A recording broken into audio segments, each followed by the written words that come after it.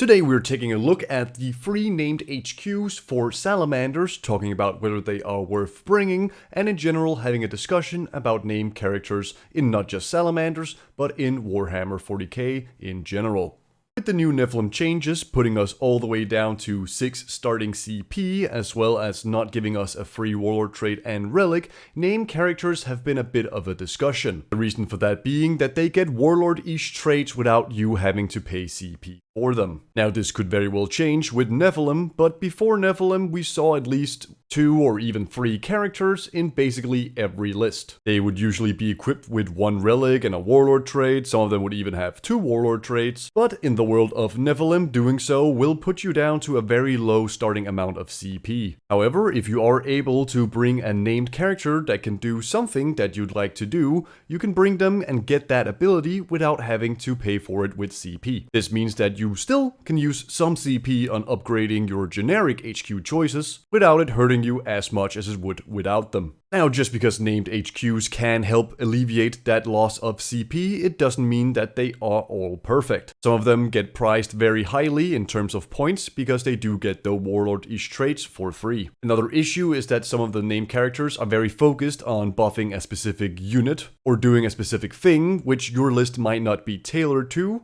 Or maybe it's just something that you're not interested in playing around. Another issue could also be that the things that they buff are simply not very good right now. So while named HQs are definitely worth taking a look at, it doesn't mean that they are an auto-include. Now we'll start taking a look at the Salamander HQs and going in depth about them. Our first unit is Bray'Arth Ashmantle. He is a venerable dreadnought, only available from Forge World at the moment, and if you ever played with or against this guy, then you should be aware that he is an absolute brick and very hard to remove from the table. He comes in with toughness 7, a 2-up save, a 5-up invuln, a 5-up feel no pain, and then you also have to take AOC into account. Even if your opponent do have the damage and AP to go through all of that, well, then they still have to play around Lookout Sir, as Bray'Arth is at 8 wounds, meaning he can benefit from the rule. Bray'Arth's shooting is quite decent as well. He brings 2 heavy Dreadfire Flamers, shooting D6 shots each at strength 6, AP 2, and damage 2. That means that against almost any infantry unit, he will be wounding them on 2s in the Tactical Doctrine, where Salamanders are getting that +1 to wound with Flamers. He is absolutely no joke in melee either, with 6 attacks base, 7 on the charge, hitting on 2s, strength 16, AP 4, and damage 4, means that anything without an 4-up invuln is definitely dead after running into him.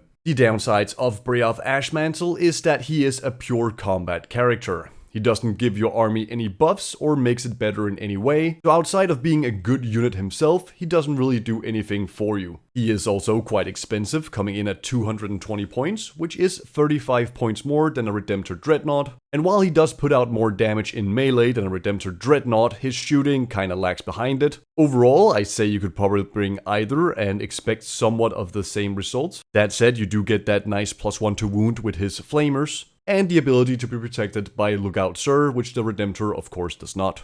Another option to consider is simply taking 5 aggressors instead of Bray'Arth Ashmantle for those 200 points. They will put out way more flamer shots than he will ever be able to do. That being said, at a lower strength and lower damage, but it is something to keep in mind. Our next named character is Adrax Agatone, the only Primaris Salamander specific option currently available. Adrax is very good friends with the Blade Guard, as he has the ability to give +1 to wound for core Salamander units if they charge or heroically intervened within 6 inches. One thing to do note is that it is only core Salamander units, not core infantry, meaning that he can also buff something like a Redemptor Dreadnought, but characters do not get the buff, as they are of course not core. Outside of his +1 to wound when charging within 6, he also has the generic captain rerolls of 1. He can also be fairly tough to shift, as he does have that Dreadnought -1 damage from all sources for a minimum of 1 damage, a 2-up save, a 4-up invuln, and Armor of Contempt. Because he is a Salamander, he of course had to bring a Flamer. It's nothing special, a slight upgrade to your normal Flamer pistol, being strength 4, AP 1, damage 1. However, the hammer he brings truly brings the pain, having 5 attacks base, 6 on the charge,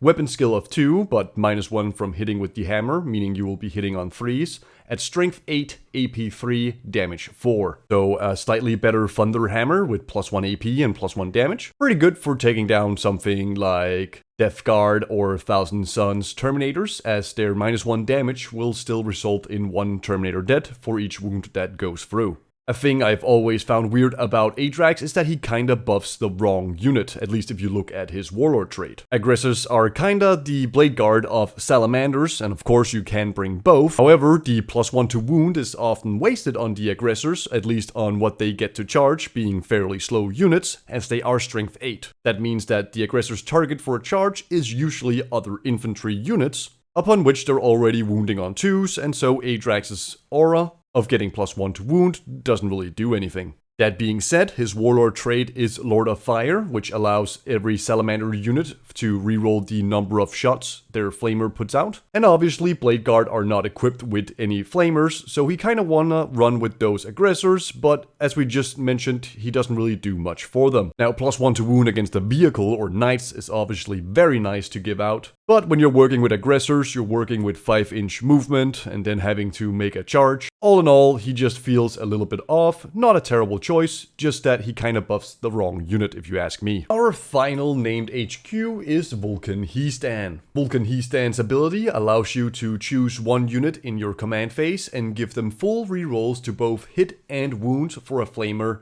or Melta weapon. So basically giving out Chapter Master for Flamer and Melta units. This is probably best used on Eradicators, attack bikes, or maybe even land speeders with multi-meltas. It is okay to use on aggressors. That being said, the hit reroll part of the trait of course goes to waste on any flamers as they auto hit. He does also have the Captain reroll aura of once for every unit within 6 inches. While not being quite as tough as either Adrax or Bray'Arth Ashmantle, Vulkan He'Stan is one of the few units in the game to still have a free up invuln, which means that he can be very difficult to get rid of despite only having 5 wounds. For his own war gear, he packs an OK Flamer and Spear, a Strength 5 Flamer, AP 1, Damage 1, and a Spear with +2 Strength, AP 2, and Damage D3. Nothing amazing, but can put out a little bit of damage if anything gets too close. The coolest thing about Vulkan He'Stan, in my opinion, is that you can actually bring him alongside a Chapter Master. Normally, you're of course limited to bringing just one Chapter Master, but since Vulkan He'Stan gives the buff of Chapter Master to a Flamer or Melta unit only, he doesn't actually count as being a Chapter Master,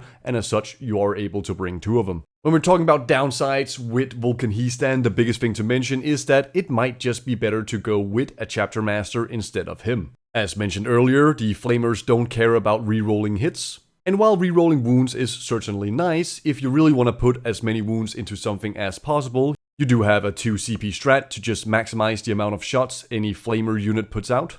Melta very much likes having full hit rerolls and wound rerolls. That being said, the Melta will be wounding most things on 2s anyway, while getting the +1 to wound from our Super Doctrine. On top of that, we also have the 1 wound reroll. So in general, Melta units probably could just use the normal Chapter Master buff and would probably put out the same amount of damage. Another downside to Vulkan He'Stan's version of the Chapter Master buff is that it only affects those weapons, Flamer and Melta, and does not give hit rerolls in melee like the Chapter Master version does. Another smaller downside is that Vulkan is not Primaris.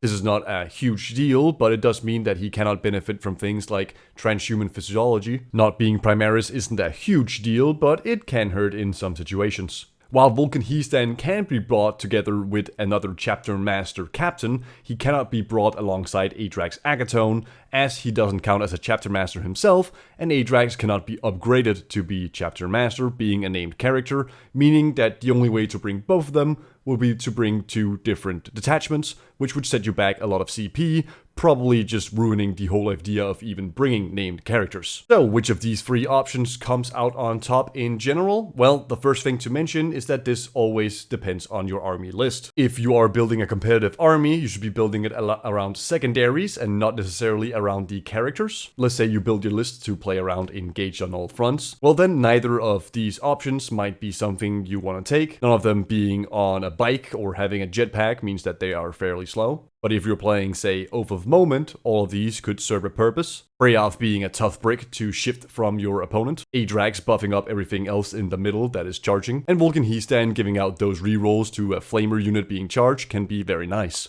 That being said, I think I would say that Vulkan He'Stan is probably the best for general use. If you are playing Salamanders, then you are definitely bringing some Melta and some Flamer units, meaning you can always benefit from the buff he gives out. I was very close to saying Bray'Arth would be the number one choice, but his cost of 220 points just makes me slightly favor Vulkan He'Stan instead of him. That being said, his pure combat potential is absolutely bonkers, and if you do manage to move him up the map, then whatever is in his path better start praying to the Dark Gods or the Emperor himself, because they are in for a world of pain. Adrax Agatone is the better specialized HQ choice. What I mean with that is that if you really like playing Blade Guards, or you really like playing other charging melee lists, then he can certainly give a lot of buffs out to them with the +1 to wound on the charge. Overall, I don't think any of them are bad choices. That being said, Vulkan and Bray'Arth are probably your better general purpose choices, with Adrax needing an army specifically built around his buff to get the most benefit out of him. One thing I do need to mention here at the end of the video is that while I was recording this, Adrax and Vulkan He'Stan has gotten a 15 points decrease. I still think I'd rank them the same, and I have the same thing to say about them, but they are a little bit cheaper to bring now, which of course is always nice. Thank you so much for watching this video. I know I don't upload very often at the moment. I'm trying to get back into it. I hope you enjoyed this little breakdown of the named HQ Salamander choices, and if you want a video where I go in depth with each of them for a bit longer,